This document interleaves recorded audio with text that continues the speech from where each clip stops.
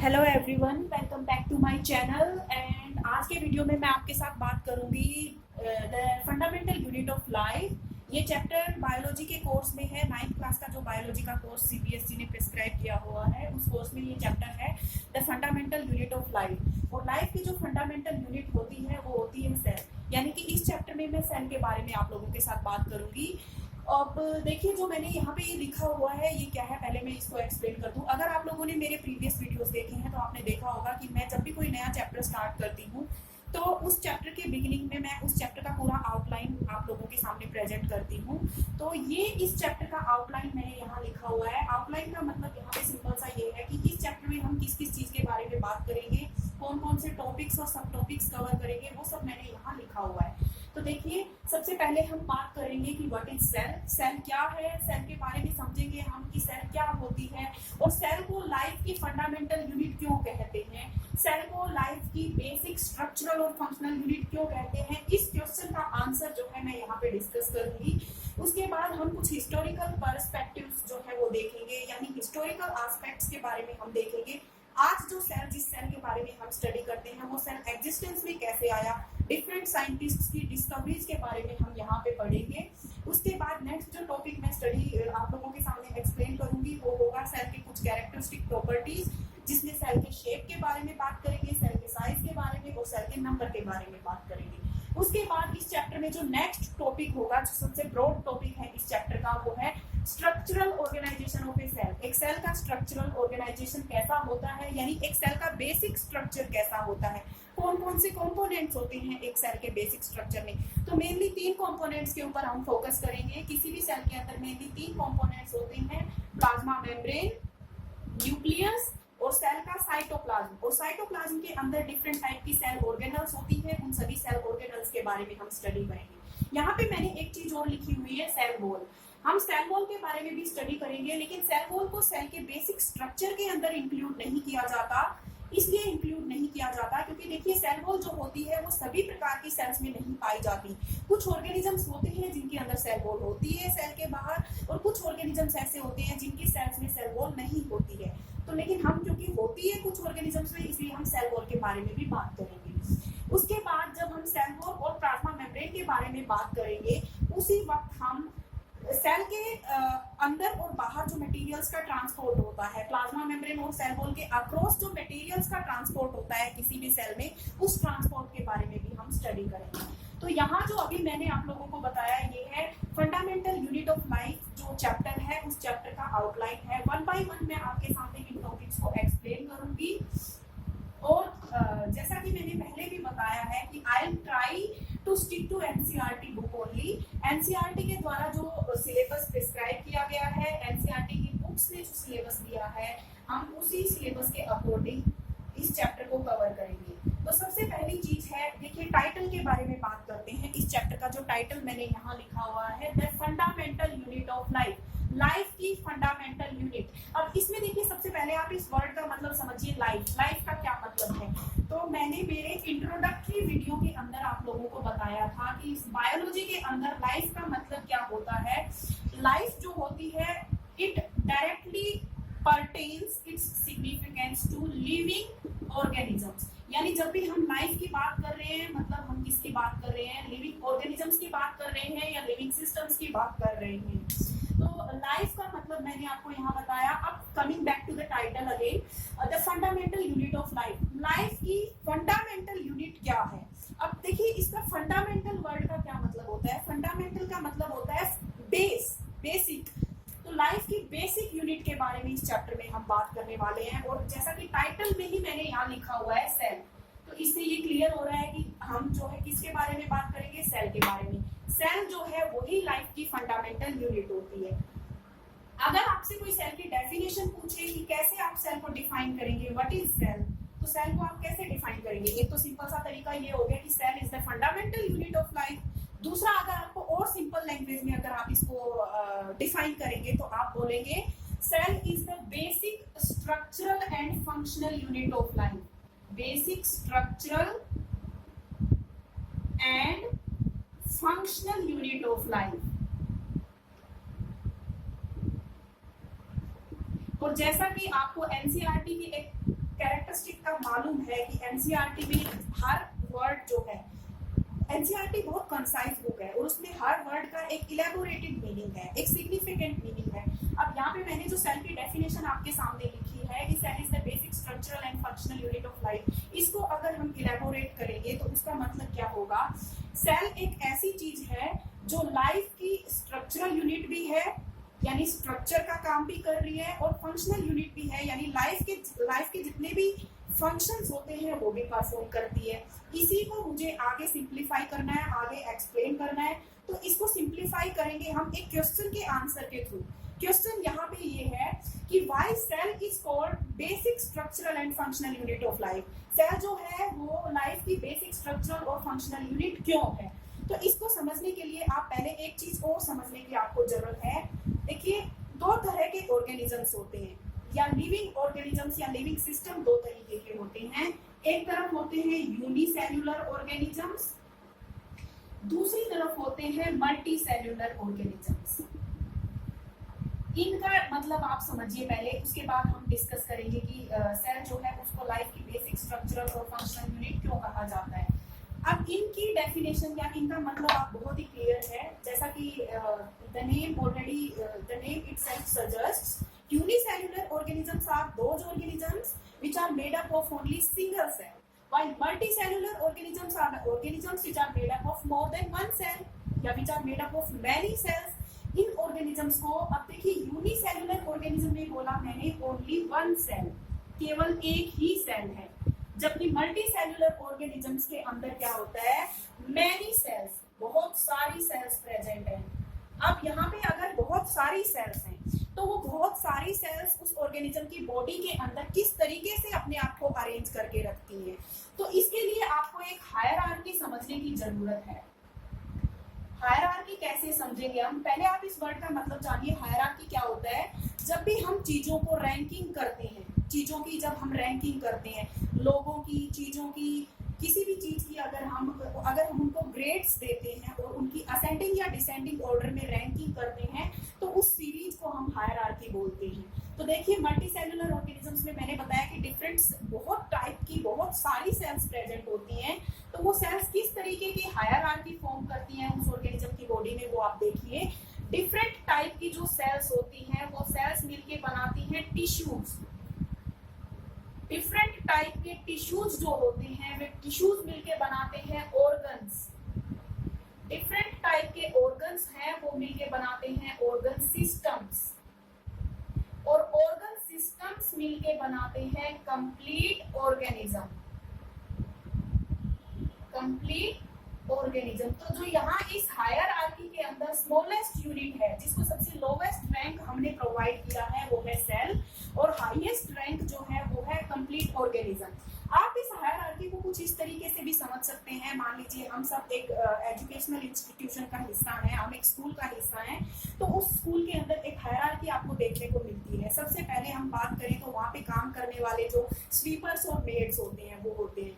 उसके बाद हम बात कर सकते हैं कि उनको ऑर्गेनाइज करने वाला या उनको मॉनिटर करने वाला उनका जो स्वीपर्स का जो इंचार्ज होता है वो होता है। उसके बाद हम बात करें तो पीआरटी जो प्राइमरी स्टाफ होता है उसकी हम बात करते हैं। उससे असेंडिंग ऑर्डर में हम मूव कर रहे हैं। उससे नेक्स्ट जो रैंक दी जाती है वो टीजीटी इसको दी जाती है।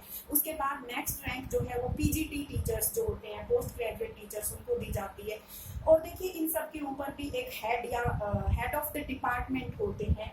और फाइनली जो है इस हायरार्की में जो टॉप पोजीशन हमने प्रोवाइड की है वो प्रिंसिपल को प्रोवाइड की है। Principal is the head of the institute, head of the school. उसी तरीके से यहाँ किसी भी ऑर्गेनिज्म के अंदर हमने हायरार्की दी है डिफरेंट पार्ट्स को, कि सबसे पहले सेल्स होंगी, वो सेल्स कंबाइन करके टिश्यूज बनाएंगी, डिफरेंट टाइप के टिश्यूज मिलके ऑर्गन्स बनाएंगे, ऑर्गन्स मिलके डिफरेंट टाइप के ऑर्गन सिस्टम्स बनाएंगे, और ऑर्गन सिस्टम्स मिलके कंप्लीट ऑर्गेनिज्म बनाएंगे। अब क्योंकि यूनिसेल्युलर ऑर्गेनिज्म में तो केवल एक सेल है और मल्टी सेल्युलर ऑर्गेनिज्म में बहुत सारी सेल्स हैं, तो वो सारी सेल्स अपने आप को इस हायरार्की के अकॉर्डिंग अरेंज करके रखती हैं। अब वापस से हम आते हैं अपने क्वेश्चन की तरफ कि सेल को बेसिक स्ट्रक्चरल और फंक्शनल यूनिट क्यों कहते हैं लाइफ का। इस क्वेश्चन को मैं दो पार्ट्स में ब्रेक करती हूँ। पहला ये कि सेल जो है वो बेसिक स्ट्रक्चरल यूनिट क्यों है लाइफ का, और दूसरा पार्ट हो जाएगा सेल जो है बेसिक फंक्शनल यूनिट क्यों है लाइफ का।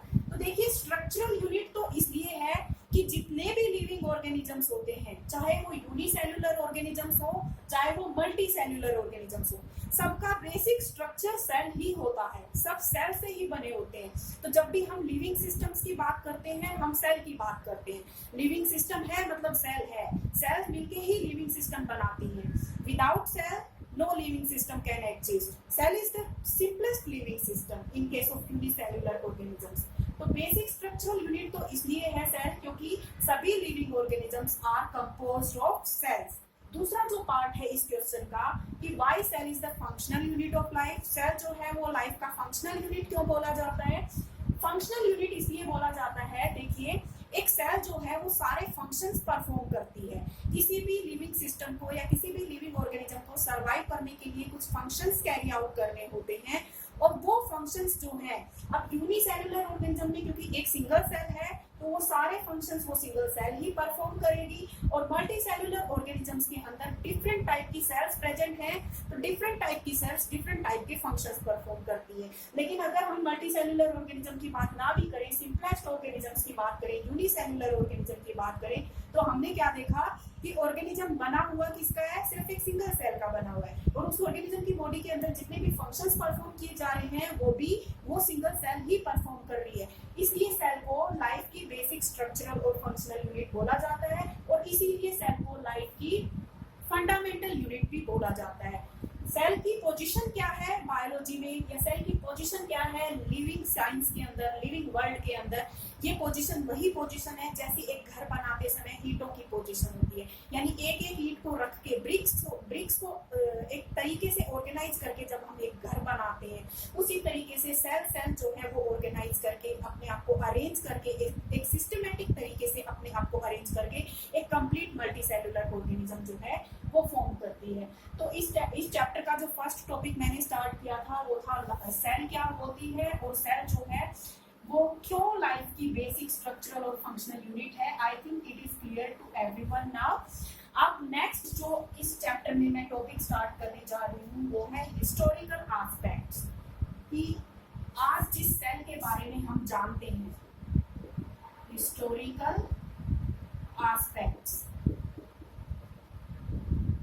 आज जिस सेल के बारे में हम जानते हैं वो सेल एग्जिस्टेंस में कैसे आई, कैसे उस सेल के बारे में हम जानते हैं, हमें कैसे मालूम कि ये सेल है और ये इसको सबसे पहले किसने डिस्कवर किया। तो सी ए लॉट ऑफ साइंटिस्ट, बहुत सारे साइंटिस्ट ने बहुत सारी डिस्कवरीज की और उन सब की डिस्कवरीज का ही एक कंबाइंड जो रिजल्ट है वो आज हमारे सामने है सेल की फॉर्म में। इन साइंटिस्ट के देखिए मैं यहाँ पे नाम लिख रही हूँ वन बाय वन, और सबके बारे में हम डिटेल में थोड़ा डिटेल में हम स्टडी करेंगे। सबसे पहले a scientist called Robert Hooke नाम के साइंटिस्ट ने इन द ईयर 1665 इन्होंने सेल को डिस्कवर किया था। सबसे पहले फर्स्ट जो सेल देखी गई थी वो सेल डिस्कवर की थी रॉबर्ट हुक ने 1665 में डिस्कवर की थी। कैसे डिस्कवरी हुई थी उसके बारे में थोड़ा सा हम पढ़ेंगे यहाँ पे। रॉबर्ट हुक ने क्या किया, एक प्लांट जो था जिसका नाम था स्पेनिश ओक नाम की जो प्लांट है उसके स्पेनिश ओक, इस प्लांट से इसकी जो बार्क होती है, देखिए प्लांट के बाहर आपने देखा होगा जो हायर प्लांट्स होते हैं उनके बाहर छाल लगी होती है जिसको हम छाल बोलते हैं, जिसको हम बार्क भी बोलते हैं। उस बार्क से कॉर्क नाम की चीज ऑब्टेन की। कॉर्क क्या होती है? कॉर्क एक ऐसा सब्सटेंस होता है जो बार्क से ऑब्टेन किया जाता है। तो कॉर्क ऑब्टेन किया रॉबर्ट हुक ने 1665 में। उस कॉर्क का उसने बहुत ही थिन स्लाइस कट की। He cut a very thin slice of cork और इस थिन स्लाइस को उसने ऑब्जर्व किया एक मैग्नीफाइंग ग्लास के अंडर। रॉबर्ट हुक ने अपने आप एक मैग्नीफाइंग ग्लास या एक सिंपलेस्ट माइक्रोस्कोप जो है असेंबल किया, डिजाइन किया और उसके अंदर उसने इस कॉर्क की स्लाइस को ऑब्जर्व किया। तो जब इस कॉर्क की स्लाइस को ऑब्जर्व किया रॉबर्ट हुक ने, तो उस वक्त रॉबर्ट हुक ने क्या देखा? रॉबर्ट हुक ने देखा अपने माइक्रोस्कोप के नीचे उसको कुछ इस तरह के हेक्सागोनल या पॉलीगोनल जो है कंपार्टमेंट्स नजर आए, जो किससे रिजेंबल कर रहे थे? ये रिजेंबल कर रहे थे, आप सब लोगों ने देखा होगा जो हनी कॉम्ब होता है, जो मधुमक्खी का जो छत्ता होता है, उसके अंदर आप लोगों को इस तरह के स्ट्रक्चर्स आपने देखे होंगे। तो जो रॉबर्ट हुक ने अपने माइक्रोस्कोप के अंदर ऑब्जर्व किया था वो कुछ इस तरह के लिटिल पॉलीगोनल या हेक्सागोनल यहाँ पे इस क्वेश्चन को आप थोड़ा सा ध्यान से समझेंगे कि देखिए रॉबर्ट हुक ने जो ये लिटिल कंपार्टमेंट्स देखे वो कंपार्टमेंट्स हनीकॉम्ब से रिजेंबल कर रहे थे। अब लैटिन के अंदर एक वर्ड होता है जिसको लिखते हैं सेलुला। लैटिन लैंग्वेज के अंदर एक वर्ड होता है सेलुला। इस सेलुला का मतलब होता है लिटिल रूम। तो रॉबर्ट हुक ने जो ये छोटे छोटे कंपार्टमेंट्स देखे थे इनको उसने नाम दिया सेलुला, और सेलुला को ही फिर मॉडिफाई करके बना दिया सेल। तो आज जिस सेल के बारे में हम स्टडी करते हैं वो ये लिटिल कंपार्टमेंट्स है। ये एक बाई चांस डिस्कवरी थी जो रॉबर्ट हुक ने की थी, लेकिन देखिए इस डिस्कवरी का कितना सिग्निफिकेंट रोल है। उस टाइम से आज तक हम इसको सेल ही कह के बुला रहे हैं। अब यहाँ पे जो इम्पोर्टेंट पॉइंट है ध्यान देने का वो ये पॉइंट है कि रॉबर्ट हुक ने जो ये सेल्स डिस्कवर की ये सेल्स डेड सेल्स थी। डेड सेल्स क्यों थी? क्योंकि देखिए इसने ये सेल्स ऑब्टेन कहाँ से की थी? बार्क से ऑब्टेन की थी, और बार्क के अंदर जो सेल्स होती हैं वो डेड सेल्स होती हैं। कोर्क की जो सेल्स होती है वो डेड सेल्स होती हैं। तो always remember the first cell that was discovered by Robert Hooke was a dead cell. वो डेड सेल थी। आगे हम पढ़ेंगे लिविंग सेल्स के बारे में, लिविंग सेल्स की डिस्कवरी के बारे में भी हम पढ़ेंगे। लेकिन देखिए क्योंकि हम आगे सेल के स्ट्रक्चर के बारे में भी पढ़ेंगे। किसी भी सेल के सेंटर में न्यूक्लियस होता है, लेकिन यहाँ पे मैंने सेल के इन कंपार्टमेंट्स के सेंटर में कुछ भी ड्रॉ नहीं किया है। मैंने इनको एम्प्टी छोड़ा है। एम्प्टी क्यों छोड़ा है? क्योंकि ये डेड सेल्स है।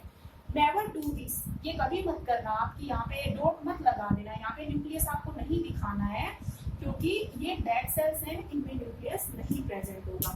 तो ये डिस्कवरी की रॉबर्ट हुक ने 1665 में। यहाँ पे कुछ इंपॉर्टेंट पॉइंट्स जो बन रहे हैं वो आप you can guess by yourself कि कहाँ से सेल को ऑब्टेन किया रॉबर्ट हुक ने। स्पेनिश ओक नाम के प्लांट से, उसकी बार्क में से उसने कोर को ऑब्टेन किया। उस कोर्ट के उसने थिन स्लाइस किए।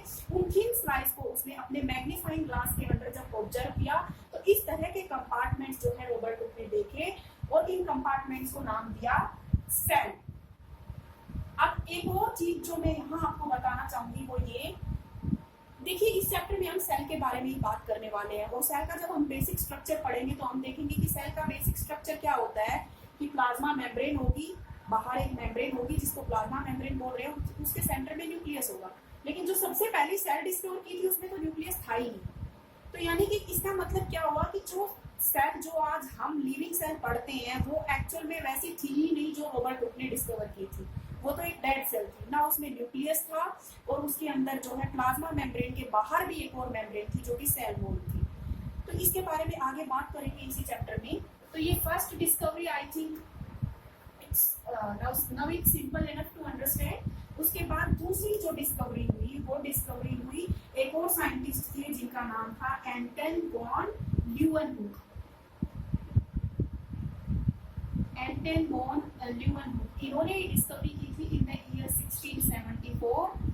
यानी रॉबर्ट हुक की डिस्कवरी के बाद के लगभग 9 साल के बाद एक साइंटिस्ट आए एंटन वॉन ल्यूवेनहुक। इन साइंटिस्ट ने क्या किया, एक और मैग्नीफाइंग ग्लास डेवलप किया, एक और माइक्रोस्कोप डेवलप किया which was little more advanced than the microscope which was developed by Robert Hooke. Robert Hooke के माइक्रोस्कोप से थोड़ा सा ज्यादा advanced microscope Anton von Leeuwenhoek ने डिस्कवर किया, बनाया अपना माइक्रोस्कोप। और उस माइक्रोस्कोप के अंदर एंटन वॉन ल्यूवेनहुक ने पोन्ड वाटर को एग्जामाइन किया। किसको एग्जामाइन किया? Pond water. पोन्ड में से वाटर कलेक्ट किया और उस वाटर को सिंपली अपने मैग्नीफाइंग ग्लास के अंदर उसने ऑब्जर्व किया। तो जब उसने पोन्ड वाटर को एग्जामाइन किया तो उसने कुछ मूविंग पार्टिकल्स देखे उसमें।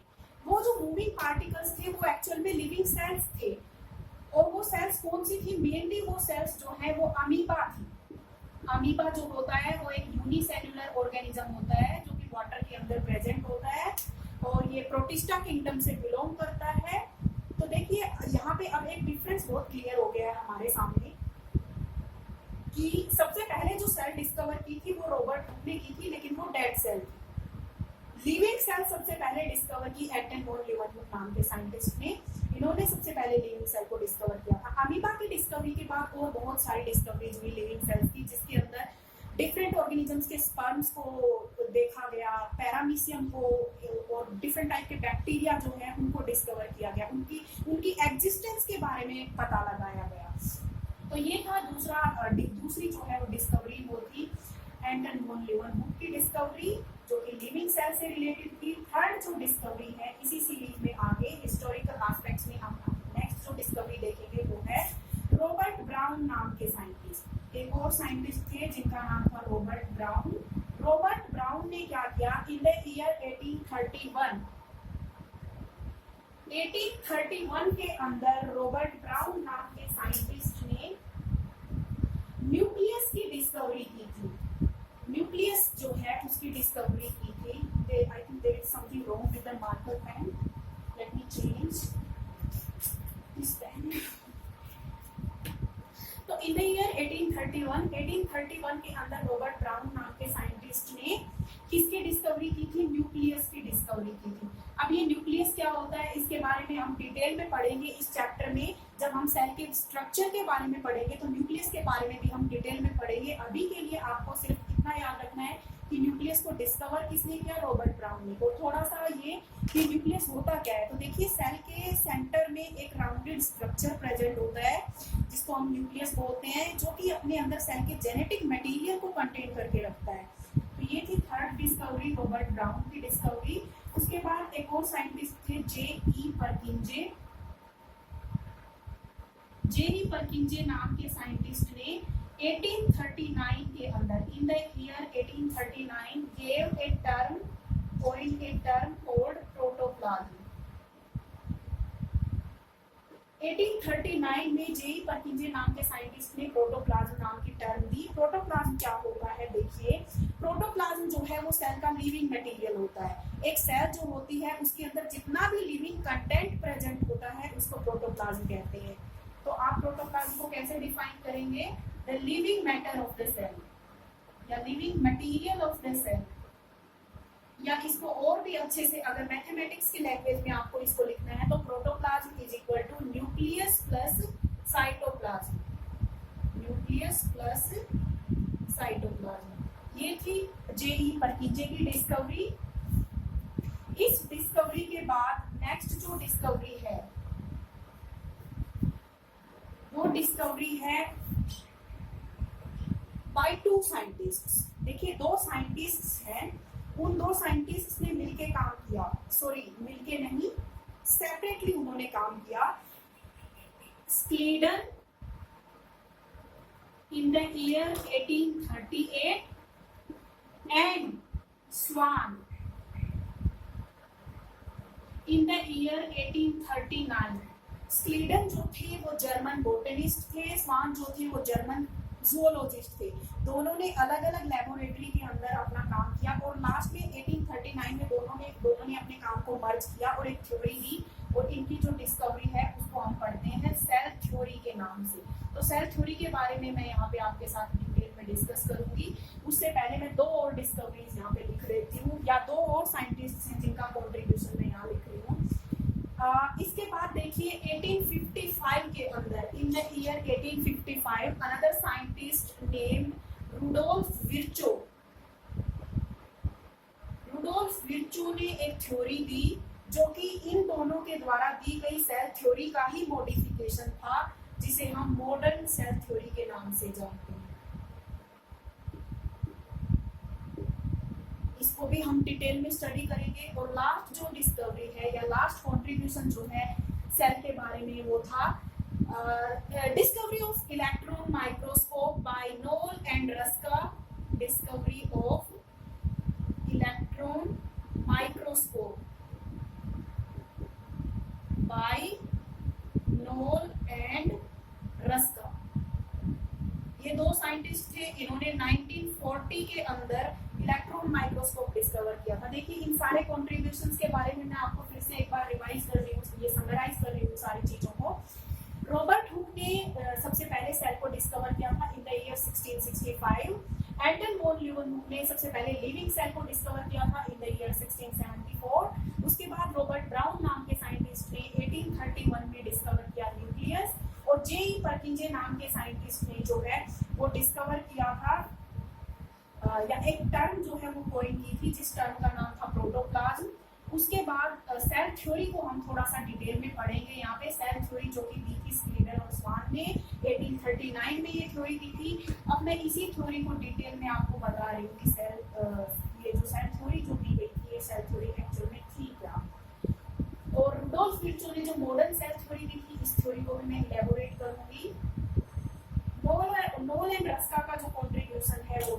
Discovery of electron microscope. देखिए यहाँ पे जो जितने भी मैंने डिस्कवरीज या इन्वेंशन आपके सामने लिखे थे, ये वो सारे इन्वेंशन हैं जो एनसीईआरटी ने अपने अंदर, एनसीईआरटी जो जिनके बारे में बात करती है। तो सबसे पहले हम बात करते हैं सेल थ्योरी के बारे में। सेल थ्योरी क्या है? सेल थ्योरी सबसे पहले दी किसने? स्क्लीडन नाम के साइंटिस्ट ने। स्क्लीडन एंड स्वान दोनों का कॉन्ट्रीब्यूशन है। स्क्लीडन जो है ये एक बोटेनिस्ट थे, जर्मन बोटेनिस्ट थे, जर्मनी के थे और प्लांट्स पे स्टडी कर रहे थे।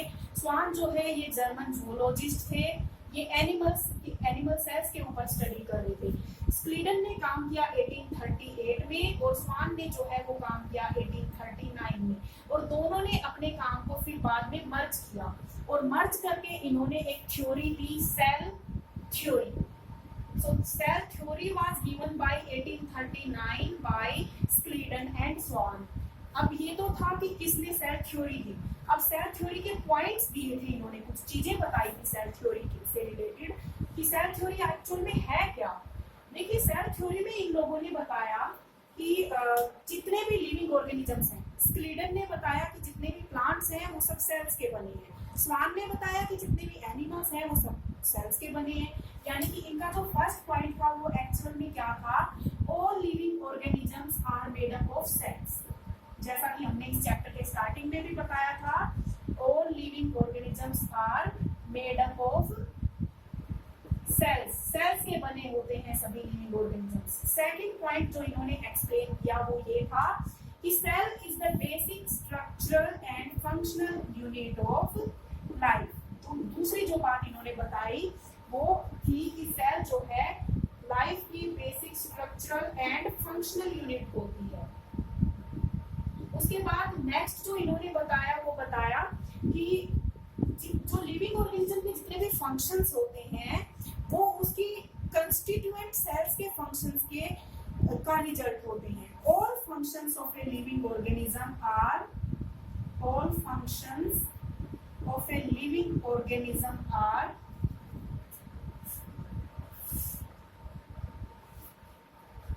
result of the functions of its constituent cells। बिल्कुल सही बात है ये कि एक ऑर्गेनिज्म के अंदर देखिए जितनी भी कंस्टिट्यूएंट सेल्स प्रेजेंट हैं वो सारी मिलके काम कर रही हैं और उन सेल्स के फंक्शन की वजह से ही एक इंडिविजुअल जो है अपने सारे फंक्शंस परफॉर्म कर पाता है। और नेक्स्ट जो इन्होंने बताया वो बताया देखिए कि किसी भी ऑर्गेनिज्म की बॉडी में जितने भी केमिकल रिएक्शंस होते हैं वो केमिकल रिएक्शंस जो है उसकी इंडिविजुअल सेल के अंदर होने वाले केमिकल रिएक्शंस के सम टोटल के बराबर है। अगेन उस पॉइंट का भी सेम वही मतलब है जो यहाँ मैंने थर्ड पॉइंट लिखा है। तो ये कुछ पॉइंट्स थे जो कि स्क्लीडन और स्वान ने अपनी सेल थ्योरी के अंदर एक्सप्लेन किए थे। अब देखिए इनकी जो सेल थ्योरी थी ये फेल हो जाती है। कैसे फेल हो जाती है? क्योंकि ये अपनी सेल थ्योरी में इस चीज को एक्सप्लेन नहीं कर पाए कि जो नई सेल्स फॉर्म होती है वो कैसे फॉर्म होती है। यानी they failed to explain the origin of the cell. Cell के ओरिजिन को एक्सप्लेन करना वो भूल गए। यहाँ पे मैं लिख रही हूँ इनका जो failed to explain origin of the cell, कि भाई नई जो सेल्स होती हैं वो आती कहाँ से है ये नहीं बता पाए वो लोग। ये इनका फेलियर था, फेलियर पॉइंट था इनकी थ्योरी का। अब इसके बाद क्या हुआ देखिए, इन्होंने तो सेल थ्योरी दी थी 1839 में। अब सेल थ्योरी को ही मॉडिफाई किया। एक और साइंटिस्ट आए, उन्होंने सेल थ्योरी को मॉडिफाई किया और उन्होंने उसको बोला मॉडर्न सेल थ्योरी। और ये थ्योरी दी गई थी 1855 के अंदर। मॉडर्न सेल थ्योरी बोलिए आप इसको, या इसी को आप बोलिए cell principle. Modern cell theory या सेल प्रिंसिपल, सारे नाम आपको याद रखने हैं क्योंकि किसी भी नाम के साथ क्वेश्चन पूछा जा सकता है। मॉडर्न सेल थ्योरी या सेल प्रिंसिपल या सेल लीनिएज थ्योरी। एक और नया नाम मैं यहाँ पे आपको बता रही हूँ, सेल लीनिएज थ्योरी। ये थ्योरी दी 1855 में। किसने ये थ्योरी दी? रुडोल्फ विर्चो नाम के साइंटिस्ट ने ये थ्योरी दी। 1855 में रुडोल्फ विर्चो नाम के साइंटिस्ट ने सेल थ्योरी के अंदर कुछ मॉडिफिकेशंस प्रोड्यूस करके, कुछ मॉडिफिकेशंस जनरेट करके एक नई थ्योरी दी। उस थ्योरी का नाम था मॉडर्न सेल थ्योरी या सेल प्रिंसिपल या सेल लीनिएज थ्योरी। और इस थ्योरी में उन्होंने क्या मॉडिफिकेशन की वो देखिए। अब ये सारे पॉइंट्स सेम रहते हैं। मॉडर्न सेल थ्योरी में ये तीनों पॉइंट वही हैं जो कि सेल थ्योरी में थे।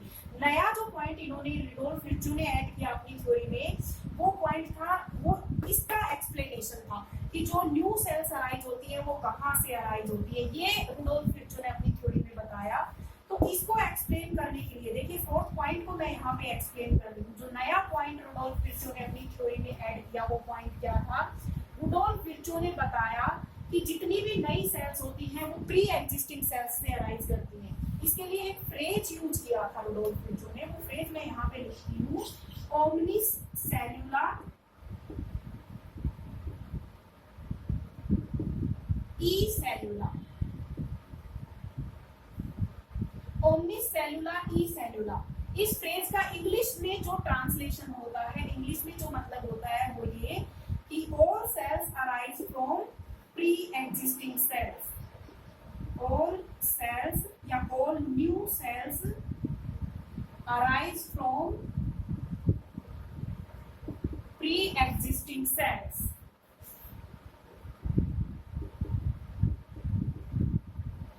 यानी यहाँ पे देखिए कहने का मतलब ये है कि रुडोल्फ विर्चू ने कहाँ काम किया। रुडोल्फ विर्चू ने वहां काम किया जहाँ स्क्लीडन और स्वान फेल हो गए थे। सिर्फ उस पॉइंट को प्रूव किया रुडोल्फ विर्चू ने। तो अब आपको सेल थ्योरी और मॉडर्न सेल थ्योरी में डिफरेंशिएट करना आना चाहिए। इन दोनों में क्या, कैसे आप डिस्टिंग्विश करेंगे। सेल थ्योरी दी थी स्क्लीडन और स्वान नाम के साइंटिस्ट ने 1839 में। उन्होंने जो पॉइंट्स रखे अपने, उनमें एक पॉइंट मिसिंग था, एक चीज में वो फेल हो गए। वो ये नहीं बता पाए कि नई सेल्स कैसे अराइज होती है। जबकि जो मॉडर्न सेल थ्योरी थी ये रुडोल्फ विर्चू नाम के साइंटिस्ट ने दी 1855 में। मॉडर्न सेल थ्योरी के भी और जो दूसरे नाम है वो सेल प्रिंसिपल और सेल लीनिएज थ्योरी है। इसमें रुडोल्फ विर्चू ने एक्सप्लेन कर दिया कि नई सेल्स कैसे बनती हैं। नई सेल्स जो है वो प्री एग्जिस्टिंग सेल्स से ही फॉर्म होती हैं। तो ये थी सेल थ्योरी और मॉडर्न सेल थ्योरी।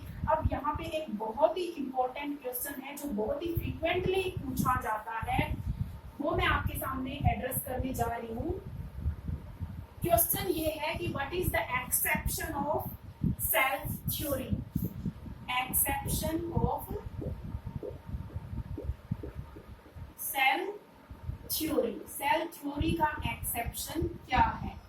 तो देखिए इसका सिंपल सा आंसर होगा वायरसेस। वायरस जो होते हैं ये सेल थ्योरी को फॉलो नहीं करते। क्यों फॉलो नहीं करते? क्योंकि देखिए वायरसेस जो होते हैं उनको ना ही तो लिविंग कंसीडर किया जाता है, ना ही उनको नॉन लिविंग कंसीडर किया जाता है। Viruses are the connecting link between living and non living. Connecting link between living and non living. अब लिविंग और नॉन लिविंग के बीच कनेक्टिंग लिंक क्यों है वायरसेस? ऐसा इसलिए है क्योंकि देखिए वायरस के अंदर अपना कोई मेटाबॉलिक मशीनरी नहीं होती है।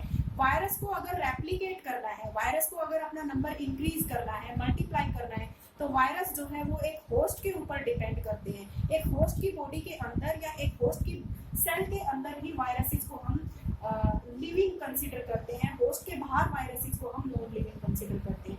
तो अगर क्वेश्चन पूछा जाए आपसे कि what are the exceptions of cell theory, तो एक्सेप्शन वायरस होंगे। अब यहाँ पे एक चीज और आप ध्यान दीजिए, कुछ बुक्स हैं जिनमें लिखा हुआ है what are the exceptions of cell theory. इसके आंसर में क्या लिखा हुआ है? वायरसेस तो लिखा ही है, इसके अलावा कुछ ऐसे नाम भी लिखे हुए हैं, ऐसी सेल्स के नाम लिखे हुए हैं जिनमें न्यूक्लियस नहीं होता। अब वो कौन कौन सी सेल्स हैं? एक तो ह्यूमंस की जो आरबीसीज होती हैं, मैच्योर आरबीसीज। मैमल्स की जो मैच्योर आरबीसीज होती हैं उनका नाम लिखा हुआ है। प्लांट्स के अंदर सीव ट्यूब्स और ट्रैकिड्स होती हैं, उनका नाम लिखा हुआ है।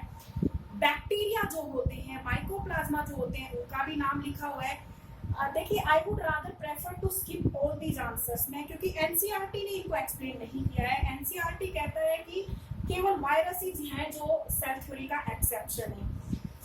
अगर फिर भी मान लीजिए किसी कॉम्पिटिटिव एग्जाम में आपको कोई क्वेश्चन मिलता है जिसमें सेल थ्योरी के एक्सेप्शंस आपसे पूछे हुए हैं और वायरसेस के अलावा वो नाम भी लिखे हुए हैं, अगर वायरस ऑप्शन में है तो you will go with the answer viruses. अगर वायरस नाम नहीं है, ग्रुप में नाम लिखे हुए हैं, वायरस के साथ कुछ और नाम भी लिखे हुए हैं, तो वो सेल्स लिखी हुई होंगी उसमें जिनके अंदर न्यूक्लियस या तो मोटा नहीं है या एक से ज्यादा न्यूक्लियस होता है, जैसे कि फंजाई वगैरह के अंदर। तो in order to avoid any kind of confusion मैं यही बोलना चाहूंगी कि सेल थ्योरी का एक्सेप्शन जो होते हैं वो वायरस होते हैं, और आप भी इसी आंसर के साथ जाएंगे। ये था सेल थ्योरी और मॉडर्न सेल थ्योरी के बारे में। अब देखिए हम बायोलॉजी के बारे में यहाँ पे बात कर रहे हैं हिस्टोरिकल पर्सपेक्टिव में, हिस्टोरिकल एस्पेक्ट्स में। मैं एक और चीज आपके सामने डिस्कस करना चाहती हूँ। हम बायोलॉजी के बारे में बात कर रहे हैं और बायोलॉजी जो है वो स्टार्ट होता है सेल के साथ, और सेल जो होती है वो माइक्रोस्कोपिक होती है, यानी सेल का जो स्ट्रक्चर होता है वो is too small to be seen with naked eyes. हम उनको नेकेड आइज से नहीं देख सकते, सेल्स को देखने के लिए माइक्रोस्कोप्स की जरूरत होती है। अब क्योंकि माइक्रोस्कोप्स की जरूरत होती है तो जब भी हम किसी भी तरह के बायोलॉजी के एक्सपेरिमेंट के बारे में बात करेंगे तो बायोलॉजी के एक्सपेरिमेंट स्टार्ट कहाँ से होते हैं, माइक्रोस्कोप से स्टार्ट होते हैं। तो माइक्रोस्कोप के बारे में बहुत थोड़ा सा मैं आपको यहाँ पे बता रही हूँ। माइक्रोस्कोप क्या होता है, तो माइक्रोस्कोप देखिए एक मैग्नीफाइंग डिवाइस होती है। क्या होता है microscope? Microscope is a magnifying device, magnifying instrument rather. Magnifying instrument मतलब ऐसा इंस्ट्रूमेंट जिसका काम क्या है, चीजों को मैग्नीफाई करके उनकी पिक्चर, उनकी इमेज शो करना ताकि वो ज्यादा क्लियरली विजिबल हो सके। अब माइक्रोस्कोप को यूज, सिंपल सी बात है, हम क्यों कर रहे हैं, चीजों को मैग्नीफाई करने के लिए। माइक्रोस्कोप के टाइप्स अगर मैं आपके सामने डिस्कस करूं, वैसे तो देखिए माइक्रोस्कोप बहुत डिफरेंट टाइप के होते हैं जो कि रिसर्च पर्पज में जाके हमें समझ आते हैं, रिसर्च पर्पज के लिए जो कि यूज किए जाते हैं। यहाँ पे जो मैं माइक्रोस्कोप के टाइप्स आपके सामने डिस्कस करने जा रही हूँ वो है ब्रॉडली माइक्रोस्कोप्स। दो टाइप के होते हैं, पहले होते हैं सिंपल माइक्रोस्कोप और दूसरे होते हैं कंपाउंड माइक्रोस्कोप। सिंपल माइक्रोस्कोप का मतलब है ऐसा माइक्रोस्कोप जिसके अंदर सिंगल लेंस होता है, एक ही लेंस इसके अंदर प्रेजेंट होता है, और इसकी मैग्निफिकेशन की पावर जो होती है, इसकी मैग्नीफाइंग पावर जो होती है वो बहुत ही कम होती है क्योंकि सेल इसके अंदर लेंस केवल एक ही है। और कंपाउंड माइक्रोस्कोप जो होते हैं use a combination of lenses, बहुत सारे इसके अंदर, मतलब एक से ज्यादा लेंस इसके अंदर होते हैं। They use a combination of lenses, ये होते हैं कंपाउंड माइक्रोस्कोप। तो ये तो था इस बेसिस पे कि लेंस का नंबर कितना है। अगर एक लेंस है तो सिंपल माइक्रोस्कोप, एक से ज्यादा लेंस है, लेंसेज का कॉम्बिनेशन यूज कर रहे हैं तो कंपाउंड माइक्रोस्कोप। अब फर्दर इसको डिवाइड कर रहे हैं हम, कंपाउंड माइक्रोस्कोप को फर्दर दो टाइप्स के अंदर जो है मैं डिवाइड कर रही हूँ। कंपाउंड माइक्रोस्कोप जो है वो दो टाइप के होते हैं। कौन कौन से हैं वो दो टाइप कंपाउंड माइक्रोस्कोप के? एक होता है लाइट माइक्रोस्कोप, दूसरा होता है इलेक्ट्रॉन माइक्रोस्कोप। ज्यादा डिटेल में बात नहीं करेंगे हम माइक्रोस्कोप के बारे में, थोड़ा सा आप लोगों को इसलिए समझना जरूरी है माइक्रोस्कोप के बारे में क्योंकि बायोलॉजी के डिफरेंट एक्सपेरिमेंट्स जब हम करते हैं तो उनमें माइक्रोस्कोप की जरूरत पड़ती है। जब जो पहला दिन होता है आपका, जब हम बायोलॉजी लैब के अंदर जाते हैं तो हम सबसे पहले माइक्रोस्कोप्स के बारे में ही जानते हैं क्योंकि microscopes play a very important role in practicals of biology. तो देखिए लाइट और इलेक्ट्रॉन माइक्रोस्कोप किस बेसिस पे डिवाइड किया है। लाइट माइक्रोस्कोप का मतलब है वो माइक्रोस्कोप जिसके अंदर इल्यूमिनेशन का सोर्स जो है वो लाइट होगी। चीजों को देखने के लिए जो जब हम चीजों को इल्यूमिनेट करते हैं तो वो हम लाइट से इल्यूमिनेट करते हैं। अब वो लाइट सनलाइट भी हो सकती है यानी नेचुरल लाइट भी हो सकती है, या माइक्रोस्कोप के अंदर कोई इनबिल्ड लैंप भी हो सकता है। दूसरी तरफ जहां हम बात कर रहे हैं इलेक्ट्रॉन माइक्रोस्कोप के बारे में, इलेक्ट्रॉन माइक्रोस्कोप के अंदर source of illumination is a ray of electrons. यहाँ लाइट माइक्रोस्कोप के अंदर source of illumination is light, source of illumination is light, जबकि इलेक्ट्रॉन माइक्रोस्कोप के अंदर source of illumination is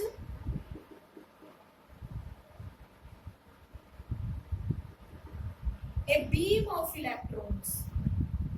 electrons की बीम होती है।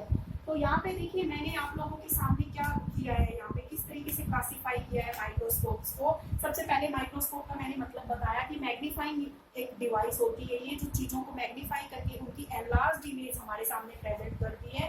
दो तरीके के माइक्रोस्कोप्स हैं, simple microscope and compound microscope. Simple microscope में एक सिंगल लेंस प्रेजेंट होता है, कंपाउंड माइक्रोस्कोप में कॉम्बिनेशन ऑफ लेंसेज प्रेजेंट होते हैं। अब कंपाउंड माइक्रोस्कोप को मैंने फर्दर डिवाइड किया है आपके सामने, light microscope and electron microscope. Light microscope वो माइक्रोस्कोप जिसके अंदर इल्यूमिनेशन का सोर्स जो है वो सन जो लाइट है, और इलेक्ट्रॉन माइक्रोस्कोप के अंदर इल्यूमिनेशन का जो सोर्स है वो क्या है, इलेक्ट्रॉन्स की एक बीम, इलेक्ट्रॉन्स की एक रे है।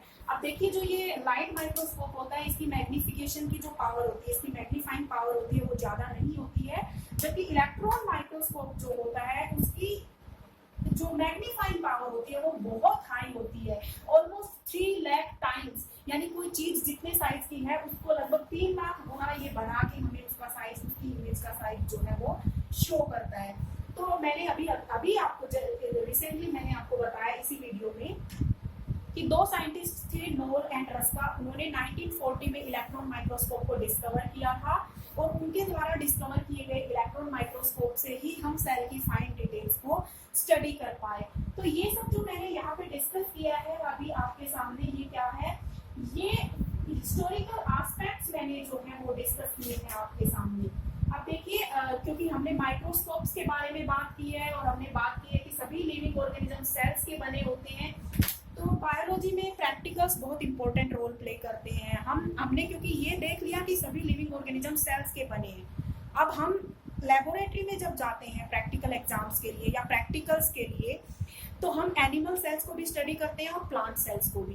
प्लांट सेल्स को स्टडी करने के लिए जो अनियन होती है, अनियन आप सबने देखी है, अनियन की जब आप एक लेयर रिमूव करते हैं, उस लेयर में उसके इनर साइड पे आप देखते हैं कि एक बहुत ही थिन ट्रांसपेरेंट वाइट या ट्रांसपेरेंट कलर का एक पतली सी लेयर होती है जिसको आप इजीली रिमूव कर सकते हैं, जिसको अनियन पील बोलते हैं।